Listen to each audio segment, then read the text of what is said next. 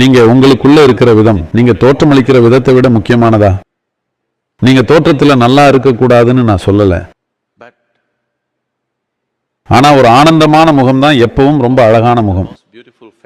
உங்க மூக்கு, தாடை இல்ல கன்னத்தோட வடிவம் உங்களை அழகாக்கல. ஒரு ஆனந்தமான முகம் எப்பவும் அழகான முகம்தான், இல்லையா? உலகத்துல எங்க போனாலும் முகஜாடை எப்படி இருந்தாலும் நீங்க ஒரு ஆனந்தமான முகத்தை பார்த்தா அது அழகான முகமா இருக்குமா? எப்பவும் அப்படிதான் இருக்கும். உள்ள இருந்து ஒளிர்றதை விட்டுட்டு நீங்க வெளியே வண்ணம் பூசிக்கிறீங்க. நான் உங்க மேக்கப், உடை இல்ல மற்ற விஷயங்கள் எல்லாம் எதிர்க்கல. அதெல்லாம் வெறும் அலங்காரங்களா இருந்தா பரவாயில்ல. அதெல்லாம் தான் அடிப்படையே அப்படின்னா அது சரியில்லை, இல்லையா?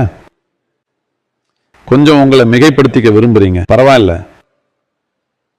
அதுதான் நீங்க இருக்கிறதுக்கே அடிப்படைன்னா அது சரியில்லை.